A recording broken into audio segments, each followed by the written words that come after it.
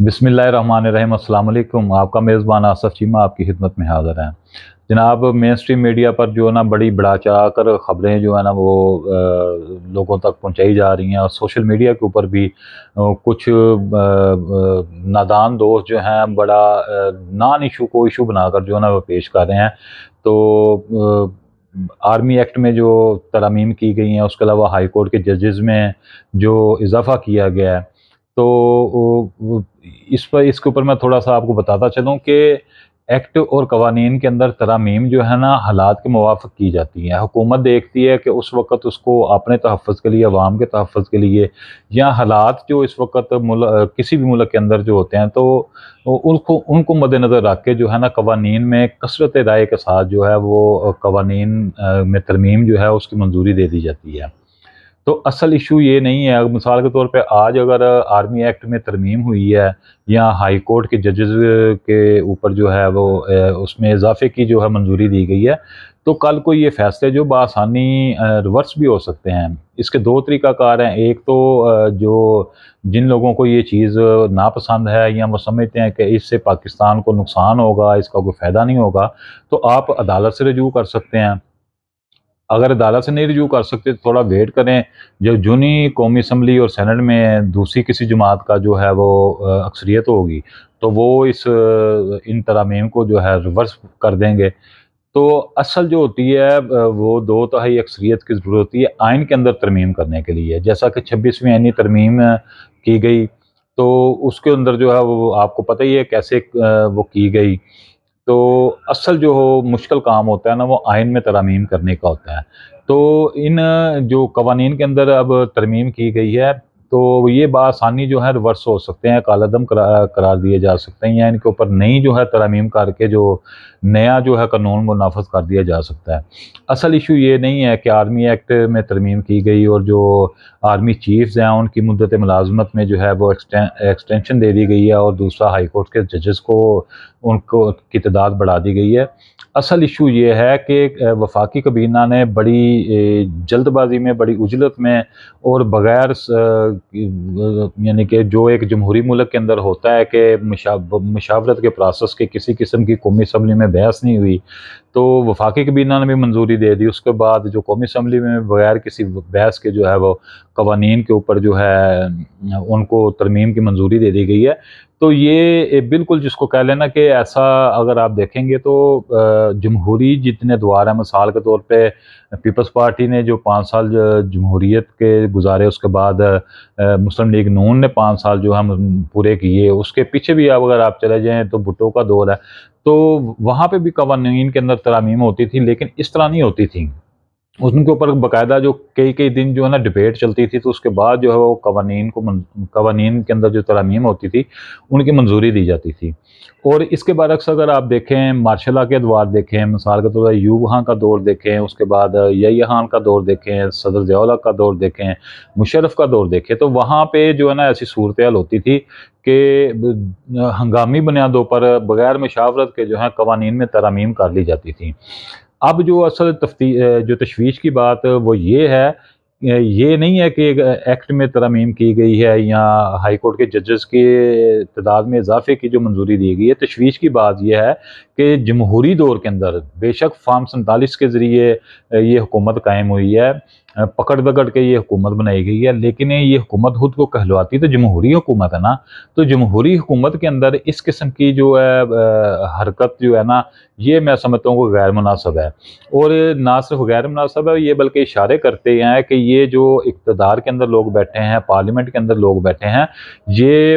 इन्होंने एक मोहर सबत कर दी है कि ये वाक़ई अवामी मैंडेट के साथ नहीं बैठे, बल्कि इनको जो है ना वो ज़बरदस्ती बिठाया गया है। और इस वक़्त मुल्क कौन चला रहा है, ये भी चीज़ जो है बिल्कुल वाज़ेह हो चुकी है। अगर शार्टली और बिल्कुल सादा लफ्ज़ों में कहा जाए तो ये पाकिस्तान में इस वक़्त जमहूरियत नहीं है, बल्कि मार्शल लॉ जो है वो बिल्कुल जो जैसे मार्शल लॉ के अंदर ऐसे होता था वैसे हो रहा था। इसका मतलब है कि पाकिस्तान में भी इस वक़्त जो है वो मार्शल लॉ का ही दौर चल रहा है।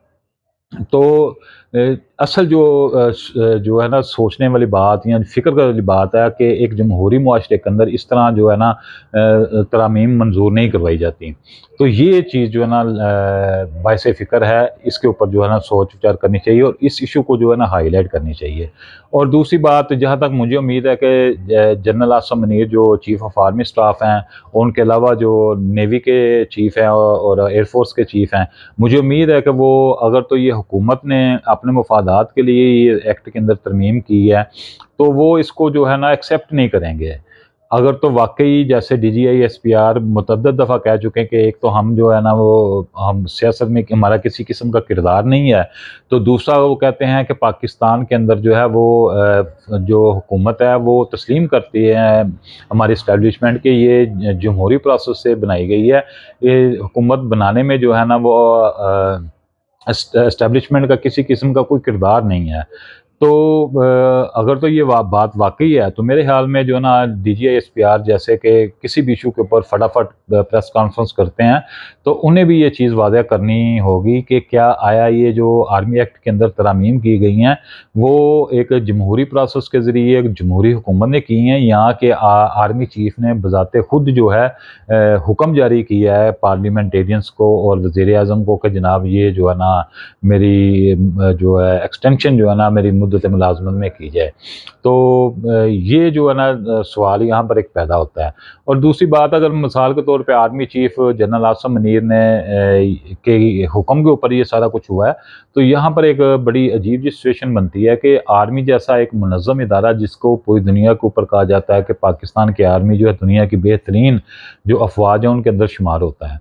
तो यहाँ पे मैं थोड़ी-सी गुफ्तगू करना चाहता हूँ कि अगर किसी दुनिया की अफ़वाज जो है उनकी मकबूलियत या वो ज़ेर बहस रहती हैं, उनकी जो अहमियत के बारे में तज़किरे होते हैं, उसकी पावर के बारे में तज़किरे होते हैं, उसके जो तंज़ीम है, तंज़ीम साज़ी उसके बारे में गुफ्तगू होती है,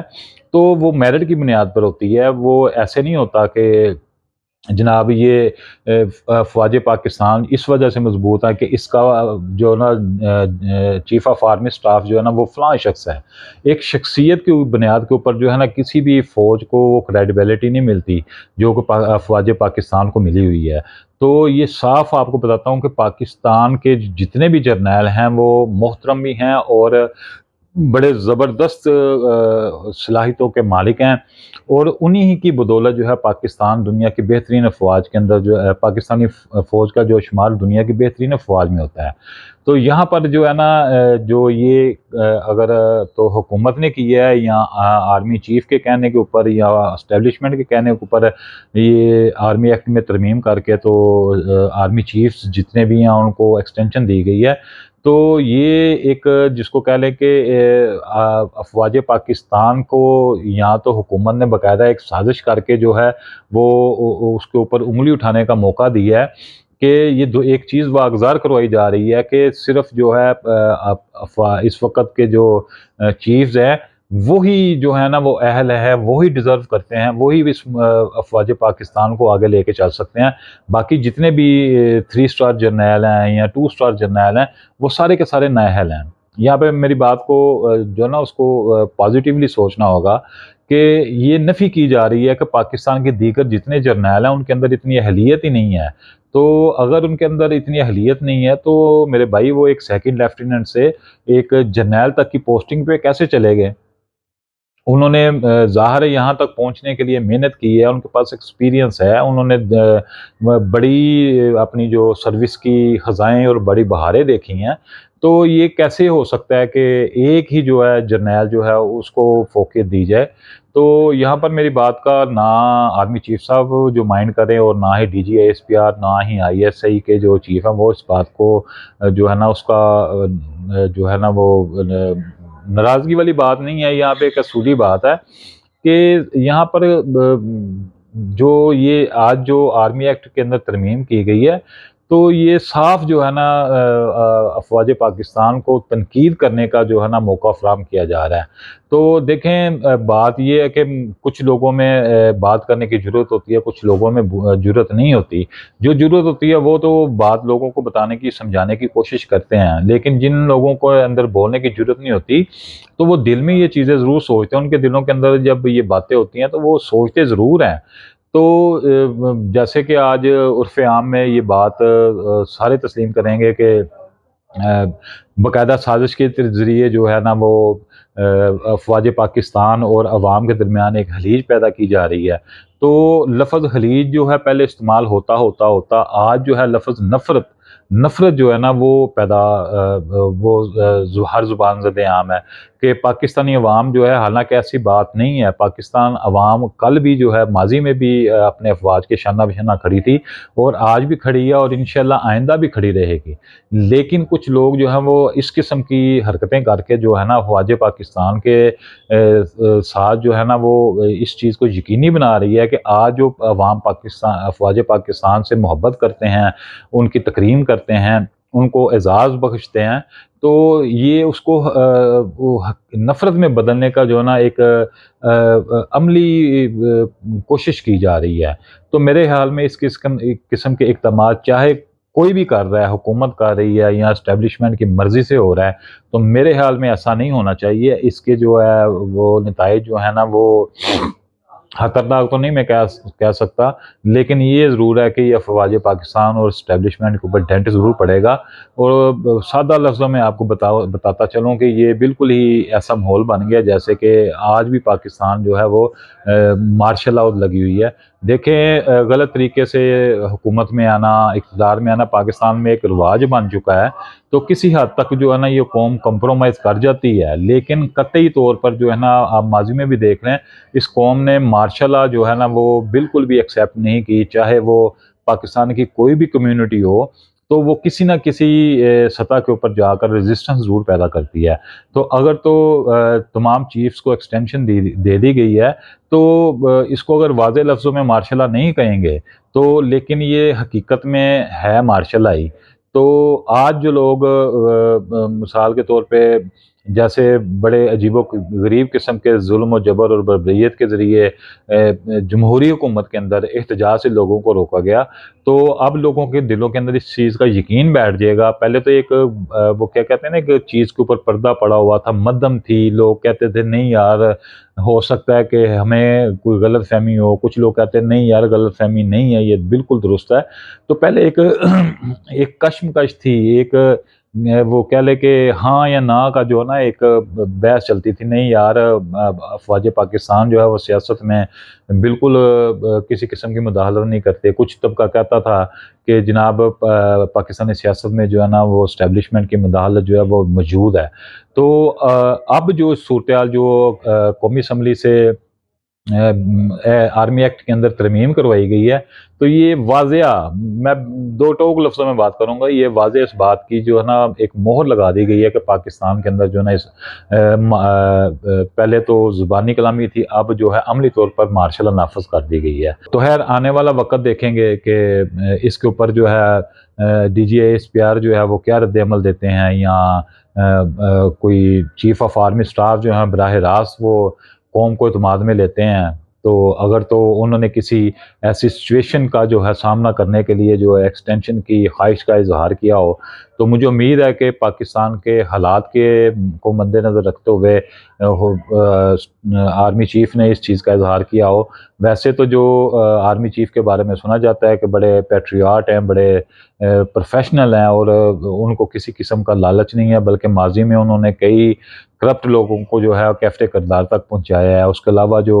अंदरूनी दहशतगर्दी या बैरूनी दहशतगर्दी थी, उनके लिए भी वो एक सीसा पलाई दीवार साबित हुए थे। तो मेरे ख़्याल में और कुछ हो ना हो, इस एक्ट के ऊपर जो है ना एस्टेब्लिशमेंट की तरफ से रद्द-ए-अमल ज़रूर आना चाहिए। तो हम इंतज़ार करेंगे कि DGA-SPR जो है इसके ऊपर क्या मौक़िफ़ इख्तियार करते हैं।